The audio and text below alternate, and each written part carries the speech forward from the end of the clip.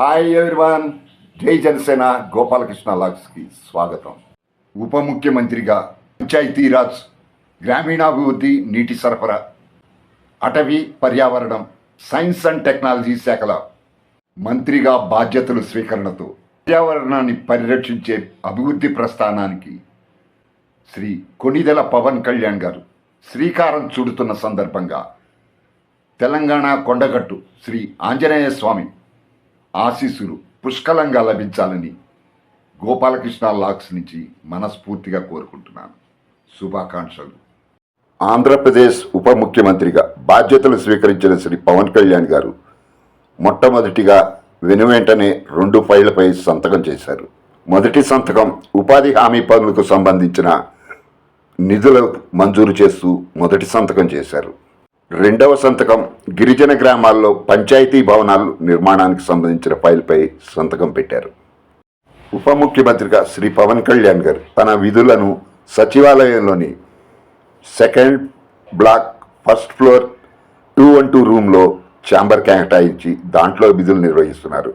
అలాగే ముఖ్యమంత్రి శ్రీ నారా చంద్రబాబు నాయుడు గారు అదే ఫ్లోర్లో విధులు నిర్వహిస్తారు.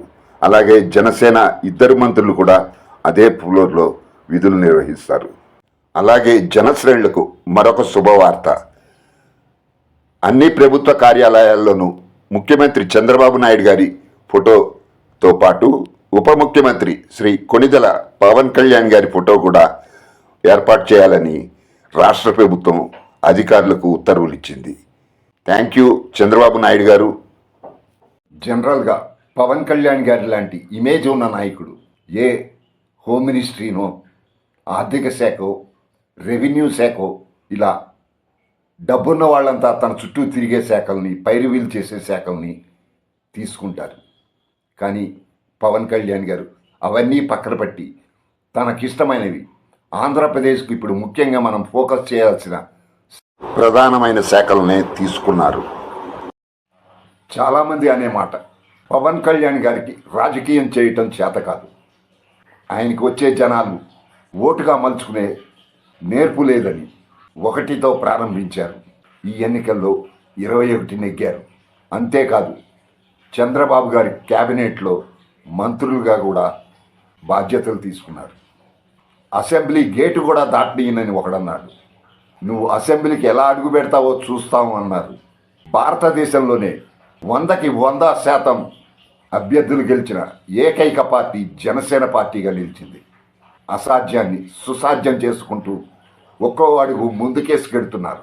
సాక్షాత్తు చంద్రబాబు నాయుడు గారే నేను పవన్ కళ్యాణ్ గారు సమానమే పరిస్థితి మనం చూసాం. పవన్ కళ్యాణ్ గారిని తక్కువ చేసి మాట్లాడేవాళ్ళు ఒకటి గుర్తుపెట్టుకోవాలి, పవన్ కళ్యాణ్ గారు ఎప్పుడు పదవుల వెంట కానీ పవర్ వెంట కానీ వెళ్ళలేదు. కళ్యాణ్ గారిని తక్కువ చేసేవారు, విమర్శించేవారు ఒకటి గుర్తుపెట్టుకోవాలి, మిగిలిన అందరి నాయకులకి మళ్ళీ భూదాహం ధనదాహం లేదు. ఎంత భూమి ఉన్నా సరిపోదు వారికి, ఎన్ని డబ్బుల కోట్లు వెనకేసుకున్నా సరిపోదు. కానీ పవన్ కళ్యాణ్కి ఆ దాహం లేదు. ప్రజల సమస్యలు తీర్చాలన్న దాహమే ఒక్కటే ఆయన ధ్యేయం, అదే ఆయన అత్యాశ. ఇది అర్థం చేసుకో. పవన్ కళ్యాణ్ గారు రాజకీయాలు చేయటం కోసం రాలేదు, రాజకీయాలు మార్చడం కోసం వచ్చారు. రాజకీయాలు మార్చడం అంటే ఒక చిన్న ఉదాహరణ. ఇప్పుడు జనసేన పార్టీ వాళ్ళు జనసేనకు ఓటు వేయటమే కాదు, పక్క పార్టీలకు కూడా వేసేటట్టు, వేరే పార్టీల వాళ్ళు జనసేనకు ఓటు వేసేటట్టు చక్కని స్ట్రాటజీ సక్సెస్ఫుల్గా రన్ చేశారు పవన్ కళ్యాణ్ గారు. ఇది దేశంలో ఎక్కడా జరిగి ఉండదు. ఇది నేను చెబుతున్న మాట కాదు, నేషనల్ మీడియాలో జనసేనకు ఎవరు రిప్రజెంటేషన్ లేదు. వాళ్ళే స్వయంగా అన్ని నేషనల్ మీడియాలోనూ చెప్పిన వార్త. All credits goes to one and only man Pawan Kalyan, game changer. ఇవన్నీ వాళ్ళు చెప్పినవి నేషనల్ ఛానల్లో.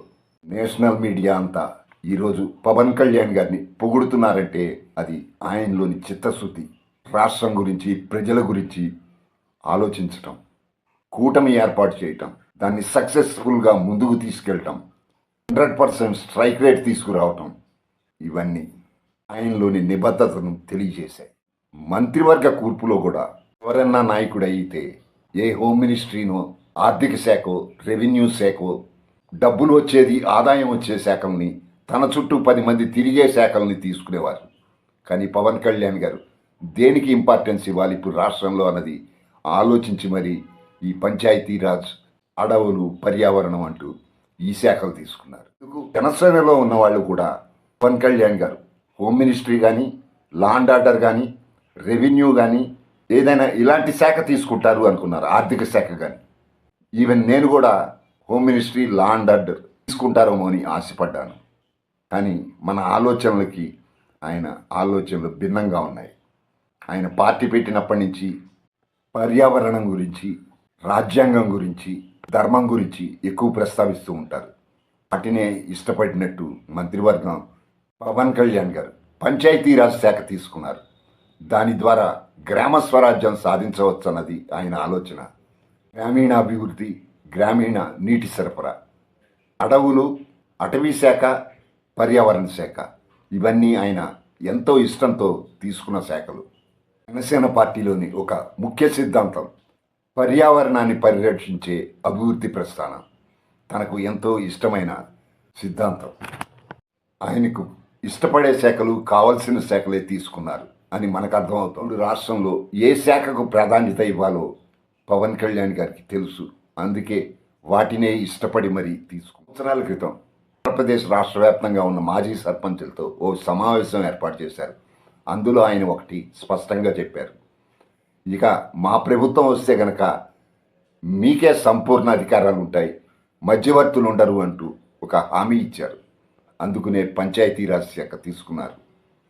గ్రామ స్వరాజ్యాన్ని చేసి చూపిస్తారని ఆశిద్దాం.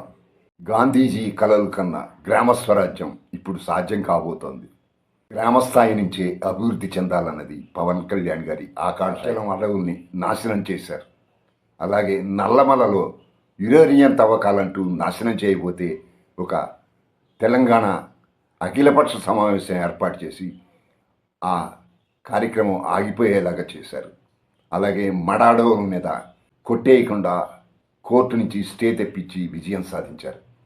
మొదటి నుంచి పవన్ కళ్యాణ్ గారు పర్యావరణం, అడవుల మీద ఆయనకు ఒక ప్రత్యేక విజన్ ఉంది. అవన్నీ అమలు చేసే అవకాశం ఉంది. ఖచ్చితంగా నాకైతే నమ్మకం ఉంది, పవన్ కళ్యాణ్ గారు అడవుల విస్తీర్ణం పెంచి మనకు పెరిగిపోతున్న ఉష్ణోగ్రతను తగ్గిస్తారని ఆశిస్తున్నాను. 10 సంవత్సరాలుగా పవన్ కళ్యాణ్ గారు ప్రజలతో మమేకమై రాష్ట్రంలోని ప్రతి గ్రామం తిరిగారు. సమస్యలపై అవగాహన తెచ్చుకున్నారు. ఇప్పుడు ఈ శాఖలు ఆయనకి సంతృప్తినిస్తున్నాయి.